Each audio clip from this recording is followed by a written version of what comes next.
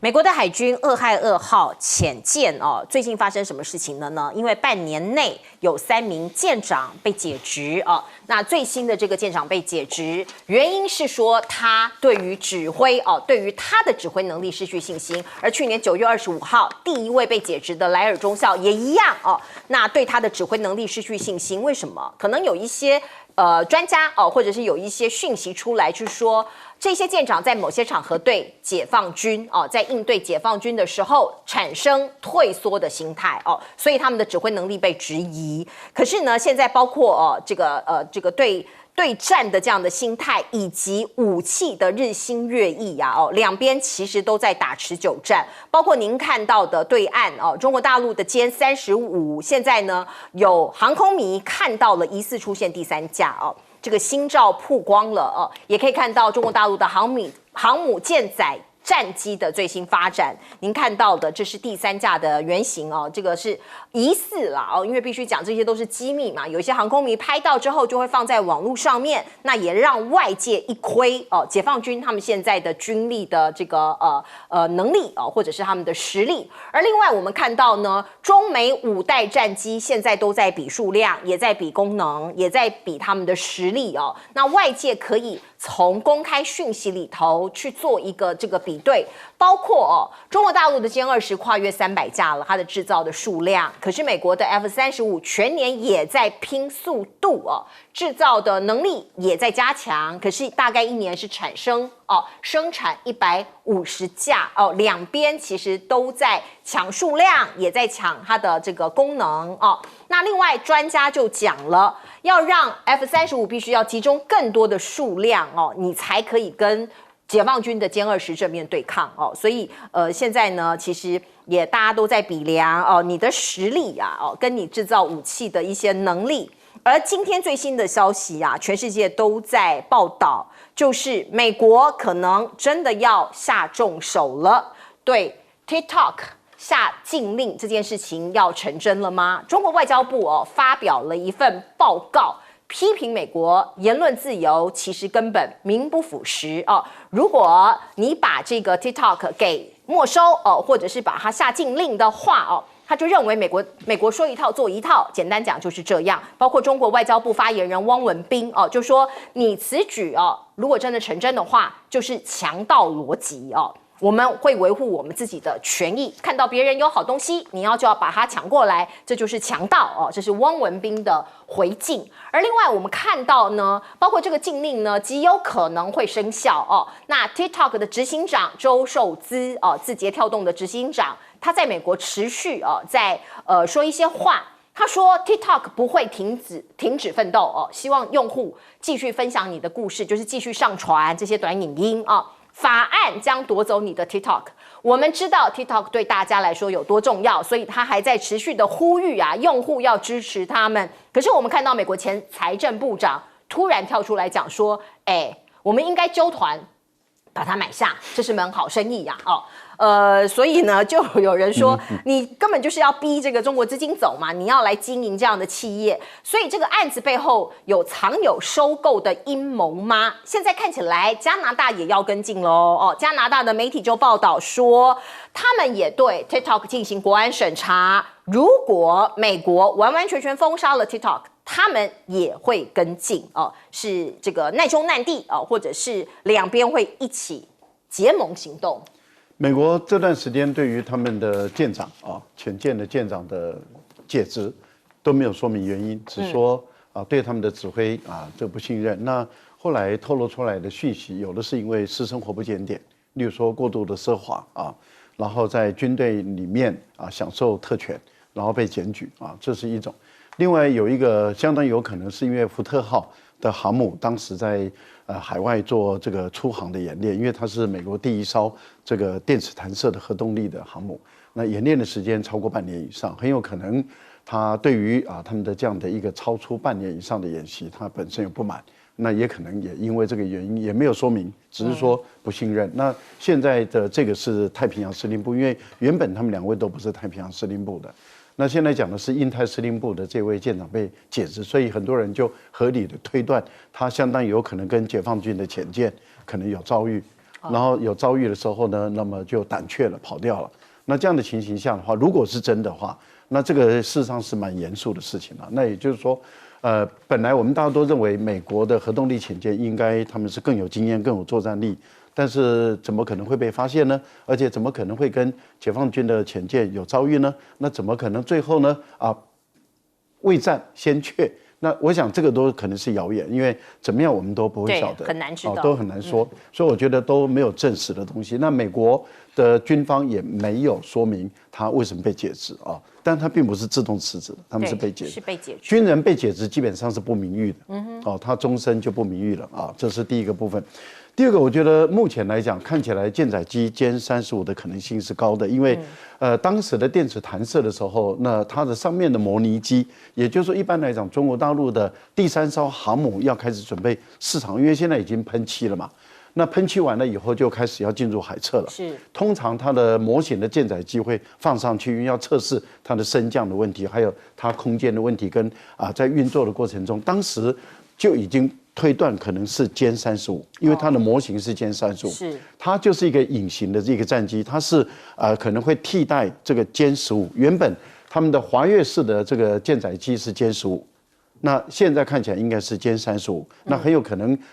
目前来讲，中国大陆的这2款战机都可以是电磁弹射，也可以滑跃啊。那这样的话，会让大陆的航母的作战能力更往外延伸了。那为什么歼35跟歼25我们会要讨论呢？因为原本中国大陆设计这个开发歼20的时候是对应 F-22，因为它是属于空优型的重量级的一个战机。后来美国发现 F-22第一个造价太贵了，一架都要1亿5千万以上。第二个，它有一些先天性的缺陷。后来美国就确定生产线关掉，所以它总共大概就140几架左右那已经掉了几架，所以还剩下142、3左右，我不确定反正当时造大概是150架。那这样的情形下，美国等于是你 F-35的数量，你每摔一架就少一架。可是因为 F-22它不开闭了，所以就由 F-35来取代。可是 F-35它本身就不是空优型的了。那原本美国当他们设计 F-22的时候，就是要1打多，就是我一架可以打你，例如说 F-16好几架。可是他现在的情况是，当他面对歼20的时候，他的 F-35是落后于歼20的。例如说歼20的这个它是属于空优，它的飞行的速度更快，它是2.2马赫，而 F-35才1.8马赫，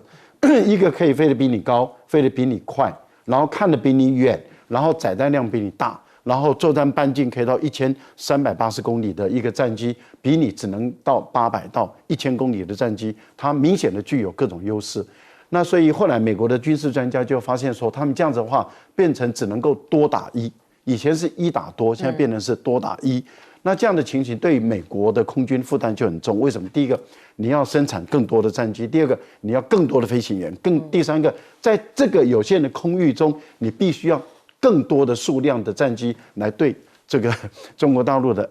歼20。那这个对于美国来讲是不划算。更重要的地方是在哪里呢？是在于生产制造能量。他们现在突然间发现，歼20的生产制造能量怎么这么强大？因为怎么这么短的时间内就制造出300架来？对，那这样的话对美国来说，它的压力确实很大，是威胁感也非常的大。来，请教永明老师，你知道这个 TikTok 在美国的众议院投票是352比65比一些加上一些弃权票，352在美国众院总共435票占多少？81%。你有没有看到过去美国有那种81%通过法律的？美国那个什么议长那个麦卡锡他现在下来了，他经过18轮投票，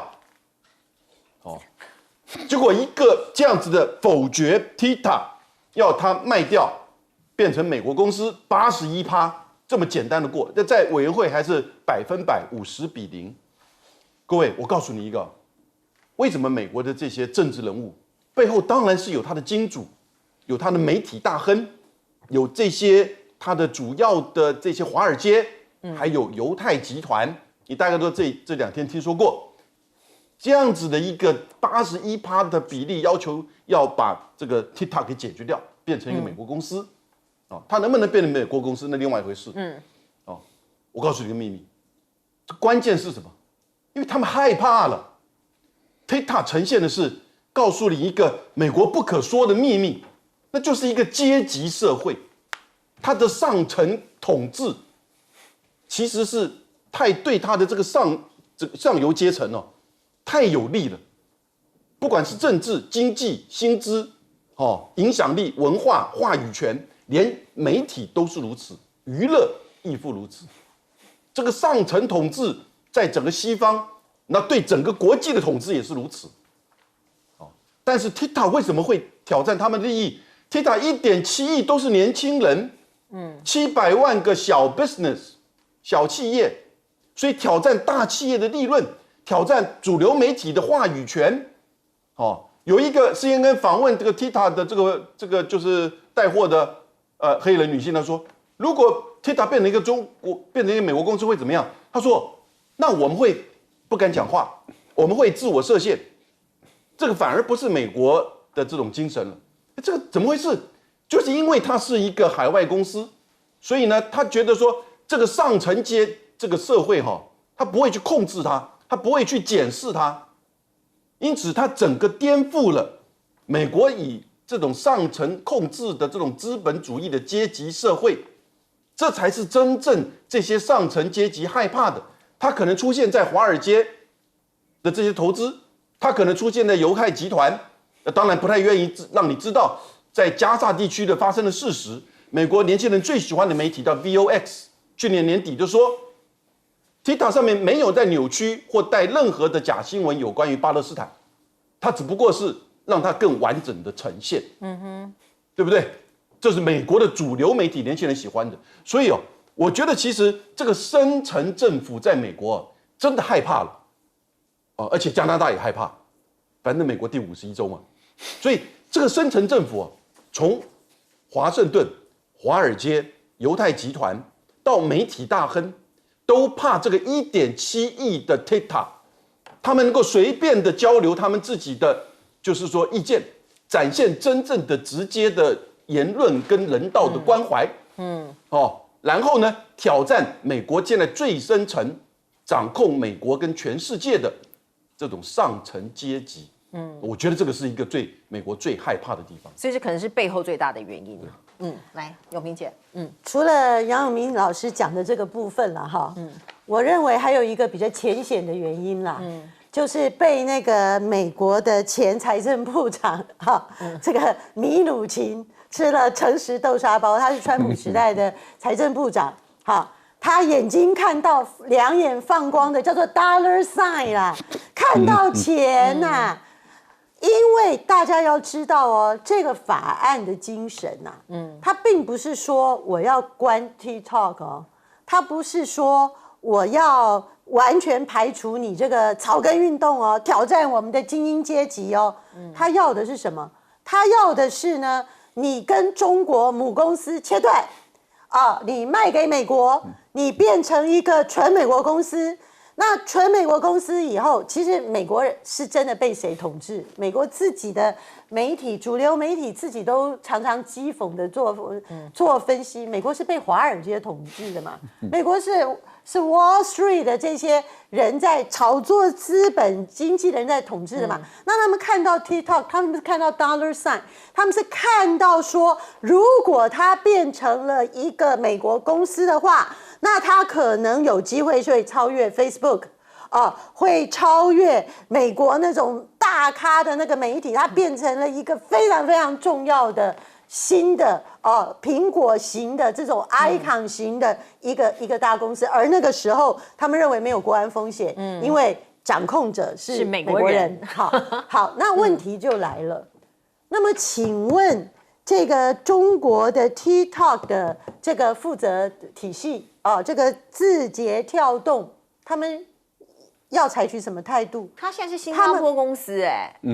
TikTok 现在是新加坡公司海外，但是它毕竟它字节跳动它的原始母公司还是有整个中国的背景嘛。好，那就要问他，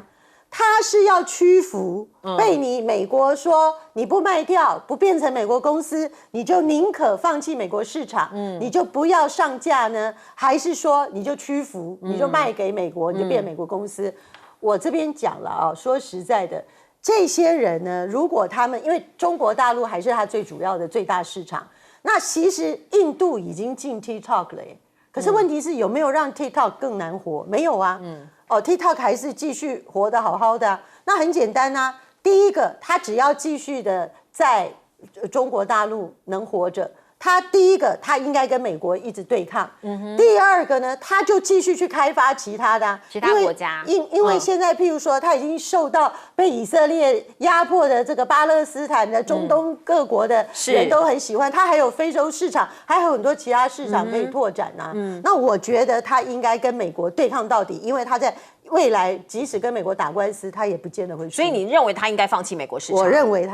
我觉得他应该冒着放弃美国市场的风险，不要卖给美国人，因为那样子真的美国太过分了，怎么可以像强盗一样去抢劫一家公司？我们来看看路透社今天有发布一则独家的报道，内容蛮惊悚的。观众朋友，我们来看看，他披露川普的这个任内啊，大约在2019年那个时候，他曾经授权中情局 CIA 对中国进行认知作战。大家都在讲认知作战，其实谁都不干净啊！你对我认知作战，我也对你发动认知作战。大概故事是这样讲的。这个报道里头引述了一位美国前官员，他讲，川普在上任2年之后呢，就授权 CIA 在中国的社群媒体展开一项秘密行动，目的啊是要把中国的舆情扭转为反中国政府。什么意思哦？大家字面上的意思就是这样哦。那我们看到呢 ，CIA 因为接到了川普的指示，所以他成立一支特工小组哦，在网络上运用假身份来散播不利于习近平政府的负面言论哦，然后不断的在传播哦，对于这个外国的新闻媒体泄露贬低中国的情资哦，就是有点像是我们刚才讲的中国哪边很糟，很多很不好的，如果是真实的也就罢了，有一些有可能是捏造的哦。那这个行动是来自于开始于2019年，过去没有被报道过，所以这是第一次被揭露。另外呢，这一支 CIA 的特工小组他大部分是怎么样在宣传呢？就是譬如说中国共产党，他们有些移民到移民到美国，移民到加拿大，移民到西方世界，他们的子女，我们不是常常看到那样的报道吗？开着跑车，很拉风，挥霍，荒淫无度就是中国共产党党员在国外的非法所得这些相关的指控，并且抨击中国的一个“一带一路”的倡议，就是把这个说它是腐败。浪费就是把一些很负面的报道不断的扩散出去这个就是所谓的认知作战大家可能也不觉得意外啦。不过我们再把这个时间拉回在2019年左右的那样的一个情境，于是就有人想到了，当时不是发生了一件大事吗？孟晚舟在加拿大被捕了那大家回想一下，当天川普其实在阿根廷跟习近平吃饭事后才发现当时的国安顾问波顿知道这件事情都没说他很不满意，所以呢，从这天开始，中美关系看起来更加的恶化了那是不是这样子，川普才下令 CIA 来做这样子的认知作战的秘密计划呢？如果翻开过去的一些新闻，我们可以看到班农也是川普很信任的一位他的侧室。那个时候跟郭文贵不是麻吉吗？郭文贵是中国大陆流亡在美国的一位人士他是一个很有钱的人那他也发表了很多很多的言论那也揭发了中国大陆有很多不公不义的事情。可是最后大家如果不健忘的话，去年其实郭文贵最后的下场是因为诈骗被捕他吸金好几亿。所以我们看到呢，最近包括比亚迪农夫山泉的这一些 CEO 大老板像是王传福、钟闪闪，不是都被爆料有美国籍的儿子其实对中国大陆不忠就是不是那么忠诚然后如何的这些大的企业家，某种程度又是被有系统的打击，是不是跟 CIA 有关联呢？就是很多网友有这样子自然的联想，可是其实是没有证据的，我们也不知道哦。那另外呢，包括钟妍妍哦，她自己就有这个在这个 social media 这个中国大陆的一些媒体上面哦，大概有写一篇这样子的话，她说她的妈妈去世了哦，她认为她妈妈本来的健康很好。可能是最近因为在网络上面被霸凌啊，所以连结了相关，让他妈妈过世哦，所以他觉得很难过。那您看到这一系列的，包括富豪也好，经营者也罢，还有一些大的这些商家这些企业被攻击，那到底是谁在操作？还是说谁在带风向？目的又是什么呢？我们看到微博，他就发起了这一项的一个投票这样子的一个民调。那看到的是很多的大陆的网民网友们认为可能是有力量在主导，有34%的人这样认为那另外也有人觉得这是为了流量啊。有些人就是为了流量嘛，炒作流量可能对他有利23%的人这样认为。那也有人就不关心就说我不关心啊，我不关心农夫山泉，我以后只喝另外一个牌子大牌子娃哈哈所以是不是商战，还是说真的有政治力干预呢？现在也是大家在讨论的一个焦点。而另外我们看到，包括中国大陆自己它也不是塑胶做的，他们的网络监控也是蛮严格的，所以最近呢，网信办就说了要开始整治了要开始整治了，包括假讯息呀他们也要打击呀那另外呢，我们看到不只是农夫山泉被控辱华股价惨跌，华为的麒麟这个晶片也被猎污，怎么说呢？大家知道华为它的晶片。Kirin 这个是日本的发音，我不太会念麒麟啤酒，如果大家有看过的话它的晶片的名字是这样。那就有一位华人在日本发了一个 Twitter， 他就说怎么会是用这个日本发音呢？你麒麟应该是罗马拼音、汉语拼音啊，麒麟啊 ，QILIN 啊所以这是汉奸辱华是有人在有刻意的要打击中国大陆的企业吗？来，赖老师。我记得在2年前我那时候碰到大陆一个学者沈毅，我们那时候视讯有一些学术研讨会，他那个时候有发表一些论文，就有谈到了一些研究报告，就谈到了美国的认知作战的一个方式也就是说美国的情报机构，那么他们本身有一笔预算，而且这预算都很庞大，然后他们会去接触那些相关的新闻媒体的工作者或者一些媒体。还有一些自我媒体等，有的在香港，有的在这些地方，然后他们先制造一个假新闻，然后透过这个假新闻把它传播出去，然后因为很多媒体，尤其是反中的媒体，那么一旦有了一个新闻来源以后，他们就会转载，一旦转载就不会构成法律的问题，也符合新闻的一个规范，这样的情形，然后就透过多层次的转载，然后你就会看到有个中央厨房在供应这个讯息。例如说，你有时候会看到说，怎么有个新闻从《纽约时报》，是从美国《华尔街日报》，或者从哪一个新闻或者是美国之音出来了以后，突然间德国之声也好 ，BBC 也好，或者是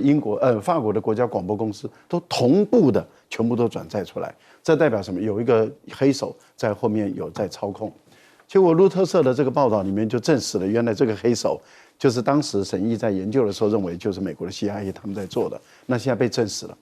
也就是说，路透社的这个报道就证实了当初他们的学术研究，因为他是复旦大学的一个教授，他的研究报告里面就确实原来美国的 CIA 就是在全世界制造这个认知作战，就是假新闻，然后来筹划攻击中国大陆的发展，还有中国大陆的重大的国家政策，例如说“一带一路”谈到什么债务陷阱谈到什么这个贪污腐败了等等，就不断的在抹黑，然后从来没有任何证据。但是那个黑材料就一直出来。其实香港是一个很大的一个基地。你看现在香港23条快要立法了，自由亚洲赶快跑了，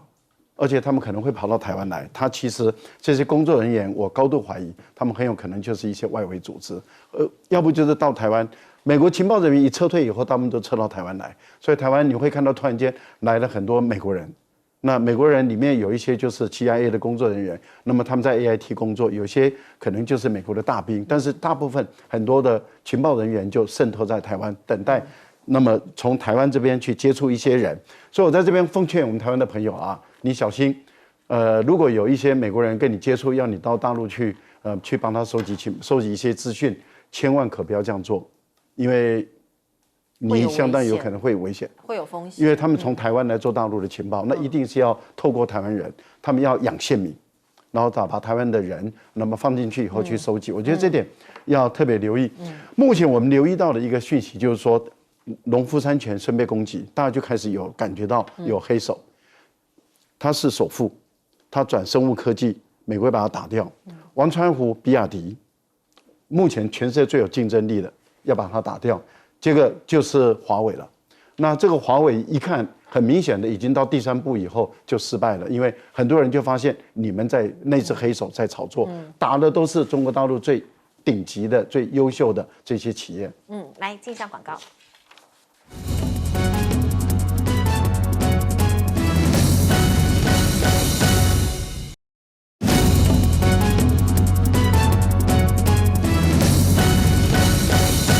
好，到底谁在对谁发动认知作战？来请教老师。都有了，但是美国很清楚，以他在全球的影响力以及他对于中国大陆的认知，就像剑桥大学一个经济学教授韩毅，叫张夏准，他写了一本书，就把梯子给踢走，也就是什么，爬到这个世界顶端的霸权了，他对于要挑战顺着他过去这个发展的道路上来的这个国家挑战者他一定会把这个梯子踢走，不让你上来。我们换一个简单的话讲，把中国踢出局，从华为到 TikTok 到农夫山泉到所有的这个比亚迪或者是这个宁德时代，因为你只要知道大概中国大陆一旦进入到某一个工业制造领域，它大概就会整个掌控这个工业制造领域，以它的工业的技术、群聚的效应、成本的管控、市场，不只是它大陆的市场，全球的市场，基本上已经没有办法竞争。美国最近就是在去年12月13号，美国的一个信息技术跟创新基金会 ITIF 就公布，在整个全世界10个战略产业当中中国在7个领先，美国只剩下3个。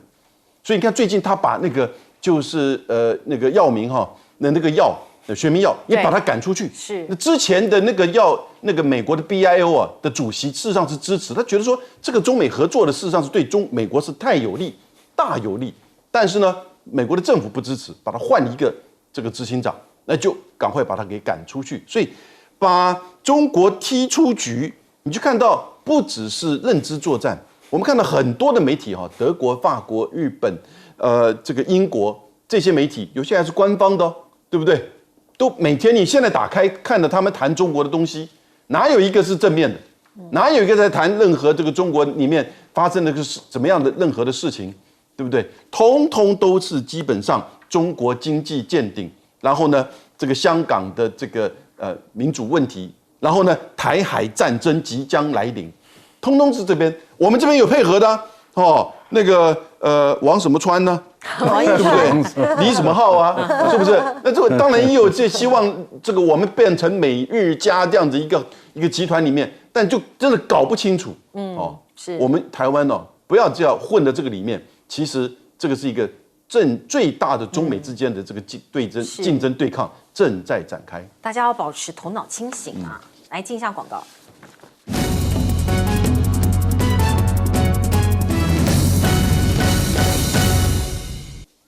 好，最后时间交给永平姐。对，我想现在的整个世界局势呢，因为中美对峙，而且呢，中国大陆努力的也是要突破，他想要变成世界变成一个多极的格局，而在这个时候呢，不同的国家对不同的部分进行秘密工作、认知作战，我觉得这个在现在这混乱的世界情势来讲呢，习以为常。大家不要忘了，美国不只对中国大陆进行这种黑势力监控呢，他连他的欧洲盟国。好，欢迎回到新闻大白话的节目现场，我是钱子，介绍这1个小时的来宾。首先是国际政治专家赖玉谦老师，主持人好，观众朋友大家好。前台北副市长李永平，大家好。以及文化大学讲座教授杨永明老师，剪了一个漂亮发型的钱子好，谢谢老师，我帮大家讲，好，真的，我们非常感谢。好，观众朋友，我们来看看，包括最近有网红到中国大陆去旅游了一番，结果呢，在自己的 YouTube 上面上传影片，说中国大陆也没有想象中的可怕，也没有这个大众媒体所传播的那么落后，那他就被这个侧翼攻击到不行。这位网红叫做钟明轩啊，我们看到呢，事隔2-3个礼拜之后，国台办啊第一次为这件事情发声啊，他说，从这个网红的影片可以看到，中国大陆并不可怕。陈斌华说，大陆的高铁有靠背，民众的日子过得还挺好的，大陆不可怕哦。他归因为那些资讯哦，可能有一些人刻意要抹黑大陆的人哦，才是那个让这个睁眼说瞎话、信口雌黄那些人才是真的落后哦。我们看到台湾跟中国大陆其实通航、通商、通邮、通婚已经这么久了。怎么还有这么多偏见哦，在网络上面流传？不只是我们台湾，在对岸对台湾可能也有一些偏见。很多时候啊，大家想要降低这个恶意的螺旋，可是就有人在煽风点火。我们随随便便在网络上面找到一些比较激烈的言论哦，恐怕来自于我们的同业哦，制造蛮多的。包括您看到过去一段时间有将军啊在电视上说中国大陆的房子啊，很多是土房子，不是你想象中都是高楼大厦。还有包括吃田鼠要补充蛋白质，以及高铁没有那个靠背哦，像这些话哦，有些人认为可能你是刻意的，或者是你对中国大陆有一些误解，也或者是你可能要散播一些不太正确的讯息。那目的又是什么呢？可是很吊诡的是这一些散播可能不是真实讯息的人，现在在友台都变成当红炸子鸡，或者在民进党内部都被重用了。包括您看到王义川，他在民进党也被列为不分区的这个名单当中，而现在呢，他取代罗致政变成民进党的政策会执行长。也许有人预估他很快就会递补这个不分区的立委，递补上去了变成国会议员。而李正浩一开始他是国民党的子弟兵国民党的青年军，后来呢慢慢的由蓝转绿，现在转战友台担任政论节目的主持人您看到他也开新节目也是要恭喜他啦。不过呢这个也有人说，奇怪怎么会选这个李正浩呢？恐怕他的这个言论比较活泼或者是有人说比较过激所以呢，它的收视率也比较高电视台也是要看收视率的，像是王义川、李正浩，他们越讲的越疯狂，收视率就越高。可是我们要问了，这个传递的讯息对台湾的伤害或者是对有很多台湾未来的伤害，恐怕也被埋下去了。而另外我们看到邱国正部长最近有一些话据说被高层批评他是自走炮。今天在立法院有人就问到他这一题，邱国正回应说，我是装甲兵出身，本来就是会走的炮啊，所以说我是自走炮也没有错呀那为什么有这样的传言出来呢？是总统府高层不欣赏他的作风，还是不欣赏他的言论那恐怕要回溯一下最近呢，这个邱部长他的说法，因为他说出这样的话，每天提心吊胆，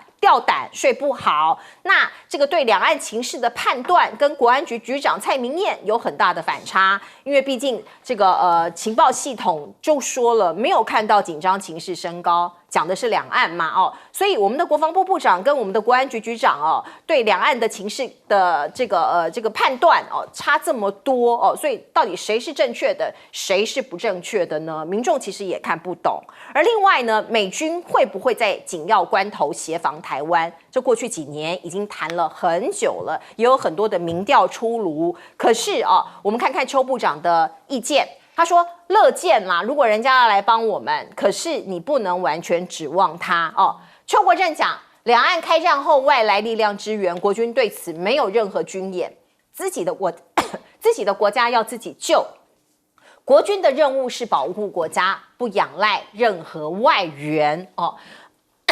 可是呢，我们的外交部部长特别讲了他说如果美军没有支持我们，台湾很难防止中国大陆的武统，所以他还是在喊话希望这个美国要考虑中国可能会展开占领台湾的行动哦。如果中国看见台湾的脆弱，没有得到美国的支持，中国会考虑做这样的行动。我们再看看，包括这个 CNN 专访蔡总统，他说过去这是2019年的事情，台湾要承受中国的第一击，希望整个世界可以站出来。来，我们先请教永平姐。首先啊，这个中国大陆到底它是进步还是落后到底它是不是一个很恐怖的地方我觉得这种事情是一个非常容易用事实检验的问题。如果有任何的观众朋友到现在还不了解的话你很简单，你买一张机票现在机票呢也不是太贵已经比那个疫情刚结束后那个飙高的时候，其实现在机票又下来便宜一点你就坐个飞机去中国大陆一看就知道大陆非但没有落后很多的地方呢你会非常惊讶的呢，它还非常的进步而且呢它进步的幅度相当的快那至于说什么它很恐怖啦，我看到有一些那种绿的侧翼啦整天在那边恐吓大家啦，说什么你随便的讲话啦，你就会你不能批评政治啦，不然你就抓起来啦。我简直是不晓得他在讲什么我们去大陆这么多次在公共场所跟各种朋友，台湾的、大陆的各种人的，通通都是在讲各种话题有被谁关切干预或者是怎么样吗？我认为啦民进党呢，他们利用对媒体的掌控，他们塑造了一个把中国大陆弄成好像那个1984的那种到处都有老大哥在看着你的那种恐怖情境。可是其实中国大陆，各位只要想想看嘛，14亿人口的国家，你做得到这样子监控吗？你做得到无时不刻有人盯着你吗？你做得到真的是很恐怖吗？可是它的进步的幅度呢，我讲我自己印象最深刻的就是南通我在疫情的这4年中呢，我没有去南通，南通就是在这个上海苏州旁边的一个城市，然后呢它是长江边，然后疫情前他们说他们要整顿那个长江边工厂污染我当时还半信半疑，3、4年后再去，我真的我快要吓坏了。整个那个长江美到不得了，那个岸边的这个种树，然后它的整个水质的环境指标，然后你远眺那个长江的部分，然后它已经变成了一个非常美丽的清水公园。那你要说它这个叫做进步还是落后你这种河岸治理，你能够在3、4年达到这种成就，以前是各种的工厂废水烟囱什么的全部在那个长江边的4年就做完了。那真的这就是中国大陆。那你要讲说他有没有其他这样子的一种威权体制，譬如说他在疫情的时候封城各方面很不人性等等，有确实有这一方面，但是你要公平嘛，对不对？人家进步的部分你要公平嘛，你不是像王义川这种莫名其妙的人，这个还可以做民进党的政策会执行长，民进党的头壳是坏掉了，他竟然可以说中国大陆的高铁是没有椅背的，说是因为马英九去的时候赶快把那个椅背弄出来拍给记者看的，这种国际笑话你也敢犯？那到时候呢，国际发现说原来中华民国执政党的政策会主委是一个没有常识的家伙，就是刚才看到的那个跟李正皓为了炒作新闻在那边热吻的，真的莫名其妙嘛，真的是很莫名其妙。我认为啦他们如果真的是出柜的同志，我还佩服他。如果只是哗众取宠，想要炒新闻，那目标就是为了捧红这个李正皓，说他是不是接棒郑红怡如何如何？那说实在的，李正皓这样的人呢，我必须说，他真的就是国民党吃国民党的奶水长大，那发现说，国民党呢没有办法成为执政党。没有办法拿到很多的资源，那没有办法像民进党呢给他很多的好处，那他就是为了贪图好处才跑去绿营的不然那你当初支持国民党是在支持什么？你当初7年军你是在支持什么？你讲那么多国民党的好话，你现在是什么？人家会觉得说，你过去支持民进党，因为民进党在野你认为他有理想，后来他执政了，他背弃理想所以呢，像郑丽文、郭正亮等等，陈富雄对都离开了民进党，对不对？你还觉得说你是为了理念，结果今天不是啊，民进党贪污腐败，然后整天讲不切实际的废话。那你这样的李正皓，你除了贪图民进党的利益，我真的不知道你可以代表什么样的年轻人的价值。像是永平姐那个时候就是民进党在野的时候加入民进党，我就是因为看不惯陈水扁啊，是因为陈水扁的，因为我去民进党的中常会，我听到陈水扁那种讲话，我觉得他好恐怖，他还要来做我们的总统，我就赶快跑了，因为我没有办法维护他。跑得好，真的赖老师，大陆的发展速度确实很快我想这个是全世界公认的并不是说就我们在台湾我们这样观察，其实全世界都知道说中国大陆的发展速度太快了。另外一个部分里面就是他们的小康社会的发展的普及速度也确实很快，也就是说，很多的原来很落后的地区，那么很短的时间内就一直在开始我们不能说是发家致富，但他们的生活获得明显的改善，这都是不争的事实。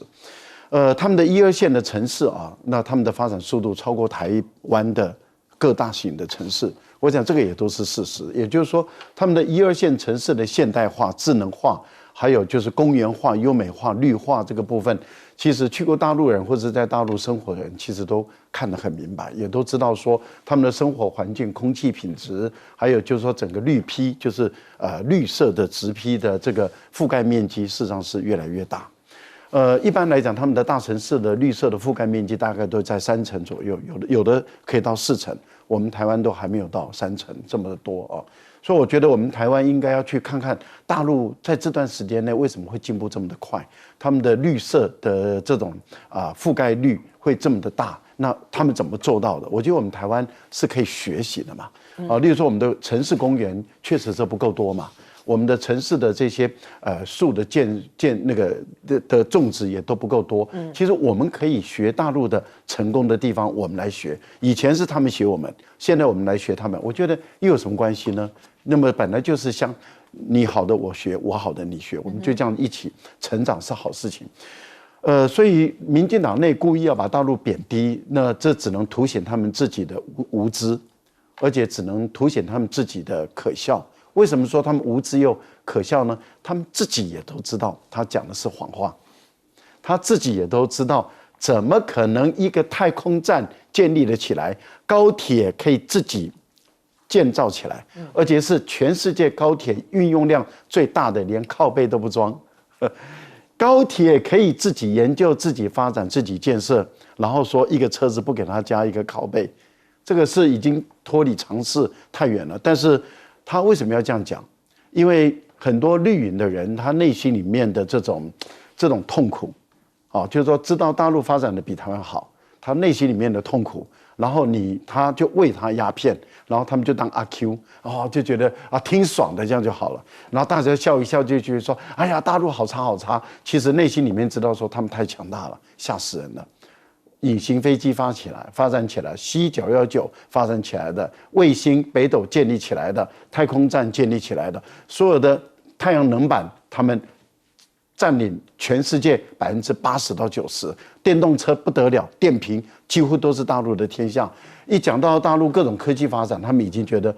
台湾真的是跟大陆不能比了，连美国都压力那么的大。那他们内心里面其实都十分明白，其实听众也都十分明白。可是听众要怎么来自我安慰呢？要怎么来自我麻醉呢？那就是知道他在说谎，但是他在贬，他内心里面很爽，他就跟着爽，就这样子，可悲、是可怜、可叹我觉得邱国正讲事实话。乌克兰战争，邱国正一定有研究。美国对乌克兰的承诺坚若磐石，但是不敢出兵。台湾是海岛，如何出兵？是来请教永明老师。你知道，在3月11号美国时间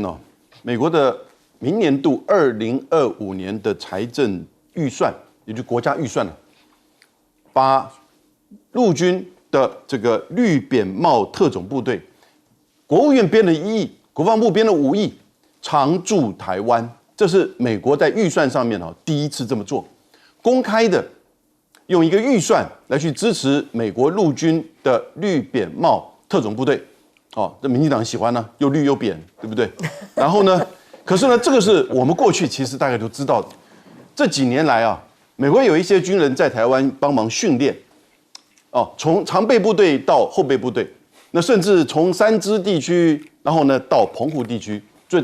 近还发生案件，3个美国的这个大兵在澎湖被打，壮壮的美国这个大兵呢很克制，结果台湾人被判刑，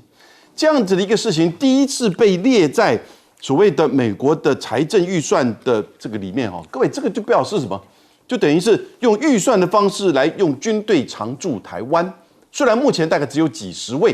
但这种概念是不是就像切香肠一样？当然，大陆这边就马上，大陆这边的这个解放军的发言人就是警告美国，你这是在纵容支持台独，引火上身，要求不要武装台湾。各位，其实台湾现在很多人就真的认为，我们要背靠美国。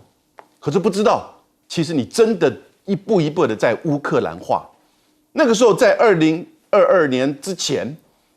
美国事实上帮忙这个乌克兰武装到什么地步，训练军队到什么地步，提供的军事援助到什么地步。发生了战争之后呢，一兵一卒不会去派，而且呢，这个时候已经变成所有的乌克兰在承受这个战争的后果。乌克兰战争到现在还在进行当中我们现在因为已经很少讨论。可是呢，似乎我们自己民进党政府真的不够智慧，也没有战略的，用所谓的战争边缘一步一步的逼近，觉得美国老大在我们后面，中国大陆一定不敢怎么样。你事实上，中国解放军一定会一步一步的在做准备。上个礼拜开始的所谓的双前战略这个演习，有没有？从宫古海峡出来的轰6战机以及这个运9，然后呢无人机，还有呢它的海警，它从所谓的海警到无人机到这个空军，都已经即使是在两会当中在重复这个和平统一，它的军队的演习已经开始做这样子的一种包围式的演习，大家都没注意到，因为什么呢？他也在做最坏的打算，随时需要有一个动作的时候，他会已经准备好。似乎我们这边好像也在做最坏的打算，美国的军队就来了，在训练我们，但这个是叫做武装台湾，这个叫做军援台湾，但是会援助台湾、协防台湾吗？你我都知道，不可能嘛，除非台湾真的变成美国的51州。我知道有些人还有这种想法学术界还有人在主张这个不可思议的东西，对不对？可是呢，他们真的认为美国人会来帮忙台湾打这一仗，所以当赖清德说台湾承受中国第1击之后，盼全世界站出来，我们要承受第1击，那个第1击会多大？全世界会站出来吗？聪明的你仔细想一想。